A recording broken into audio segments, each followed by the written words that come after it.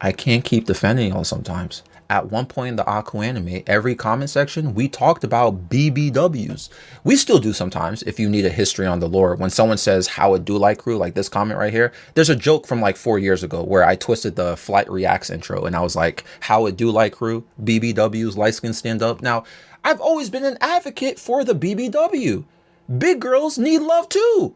Cuddling them is like a 10 out of 10. They always trying to feed you. And it's like having a bodyguard. You ever seen a big woman fight? They're either really good at it or they're clumsy. You don't know what to expect, but it's worth not testing the waters. You know what I'm saying? Yo, BBWs who carry purses always got snacks in them. Hey, I'm hungry. Oh, no worries. I got a family-sized pack of chips in my bag with some Sour Patches. Hey, BBWs are the real Instagram models because they're modeling their recipes. I saw a BBW's page recommended to me on Instagram one time. She was cooking like she should have been on a sponsored TV show.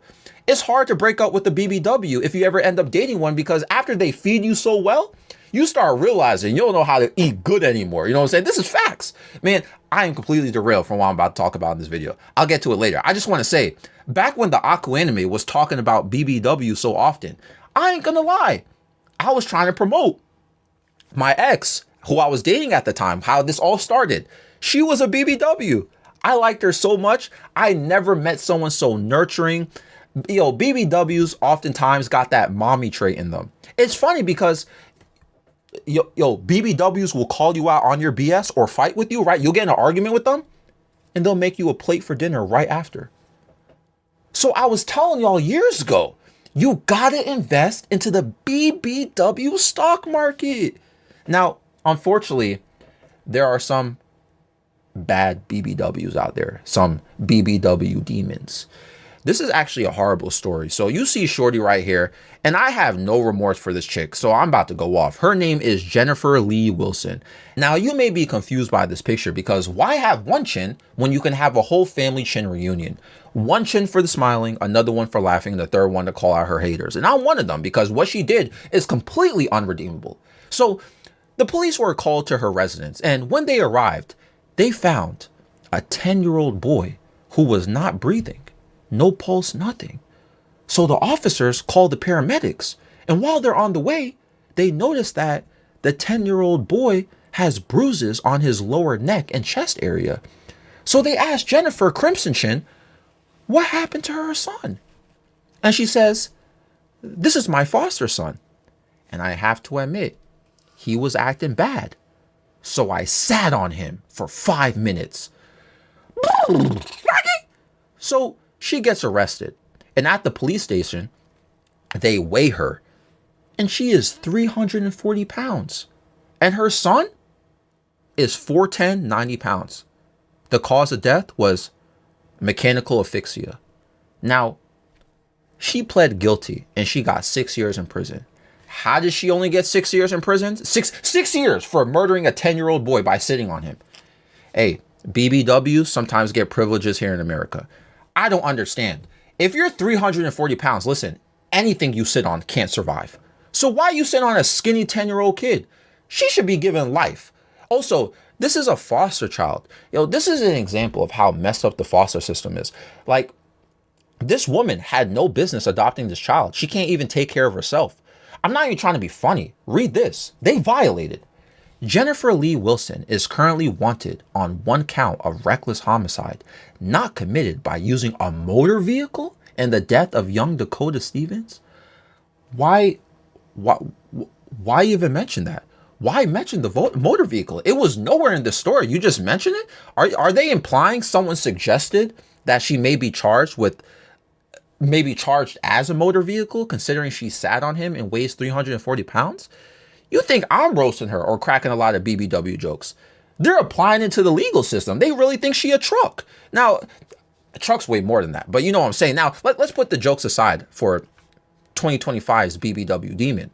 First of all, this happened in 2024. She just got sentenced this year. So that's why, hence the title of this video. Okay, look.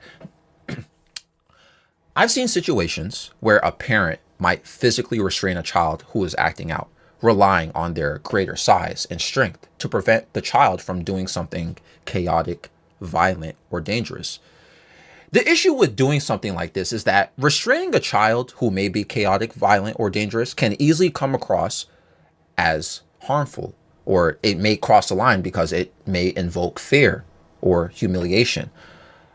While this can sometimes happen to prevent danger, such as a child running into traffic or hurting themselves or hurting other people, putting your full weight on a child, especially if you're 340 pounds, to the point where it risks suffocation, is deeply concerning to me.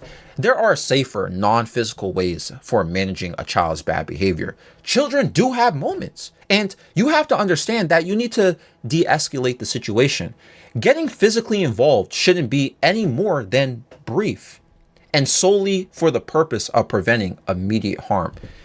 You shouldn't get physically involved or punish or hurt a child out of your own frustration. I've always said on this channel that I don't believe in striking your child nor physically harming them by any other means or case, right? If you need to be physical, it shouldn't be for harmful purposes. I feel the same with animals too. With my dog, sometimes I have to pull the leash a little bit or the collar hard because he tries to run in the street. I'm trying to prevent something from happening. Sorry, I have to be physical. Like him getting run over by a car, I don't want that to happen. Or he's moving too fast for me when another person gets run up on by my dog who just wants to sniff him. And then that person might freak out and think a dog is running towards him and tries to attack him. And then what? Someone tries to kick my dog or something. Like, you know what I'm saying? Like, even though my dog is not trying to attack somebody, but you get how we got a potential problem here. You know what I mean? But I'm not going to start whooping him. He's a dog. He's instinctual and compulsive. When it comes to children, they can also be very compulsive and unaware of their own behavior and the dangers that may come with their own behavior, right? So I feel like there are better techniques to handle things like this. Regarding the foster care system, all right, because this is something that was a detail that people aren't really talking about with this story. It's heartbreaking that so many children are placed into foster homes to escape unsafe or inappropriate households, yet to only encounter new dangers or trauma. While the intention of foster care is to provide these children with safety and stability, there are far too many cases where the foster parent or guardian turns out to be harmful as well. Earlier, I said I was confused about how this lady could be allowed to foster a child when they seem incapable of managing their own life. And if you didn't get my reference or it wasn't a joke, but if you didn't get it, I was specifically referencing her obesity. That comment I made may have been unfair or misguided, right? A person's weight alone doesn't necessarily dictate their ability to be a good parent or person. Compassion, responsibility, and the ability to create a safe and nurturing environment are far more important measures of parental qualifications, okay? Not someone's weight. However, in this particular case, it's clear this individual was not fit to be a parent as she caused the death of a 10-year-old son by sitting on him. In defense to my comment, though, the foster care system has always been something I feel that lacked a proper background check. The system needs a better process, not just focusing on obvious considerations like criminal history, but also examining the person who's trying to adopt a child, examining their emotional and physical capability of providing care. You know what I'm saying? It's not just about judging a person's weight or appearance, but rather ensuring they're equipped to handle the immense responsibility of caring for a vulnerable child. Being 340 pounds, she has health issues. I don't even need to know her personal health history or medical records to know that. I don't think she's capable. She could have generally been overweight, and sure, that's fine. But this is somebody who is heavily dealing with the disease. Yes, obesity is a chronic disease that ruins your health. So she's not capable. So when the system fails, as it does too often, the children pay the ultimate price. This is a prime example. She had no business having a foster child, yet the system allowed it to happen. Whatever foster care system or, I don't know, building, or I don't know how to call it, whatever system they got going over there, allowed her to have this child needs to be investigated. You put this child in an environment that failed to protect them. This incident, yeah, we can joke about BBWs and how she's so thick that she sat on someone and suffocated them, right? Haha, it's so funny, right? But, you know, it's sad because this isn't just an isolated incident where a foster parent is completely idiotic and unfit. It genuinely makes me sad because if you really think about it, this child was already put in foster care. So he already had gone through something, right? He was put in foster care to begin with. He went through something, neglect, harm, anything. And when he is given hope by being brought into a new household, his life is cut short at the age of 10. Like, it's hard. He had no chance from the start. You know, I know everyone watching this video may not have the best upbringing or relationship with your parents or your household, right? But it could have clearly been a lot worse. This kid didn't stand a chance and wasn't given the right opportunities to make something out of his life. He was failed at every step. He was failed at every step by the people who should have cared for him, by a system that placed him in this environment and ultimately led to a person who didn't protect him. It's horrible to think about how many kids are probably out there stuck in similar situations, hoping for something better, but they're left without true support or tools to thrive out there. It's not only depressing to me, but it's extremely unacceptable. Anyway, this episode is found on Spotify and YouTube. Times Square. Nightmare 7 a.m. in the morning though. No surprise. Times Square's you and I under those lights. No disguise. Don't tell me everything you wanted was a lie. All those city lights, it's an endless night. Never expected you to bring me so much life.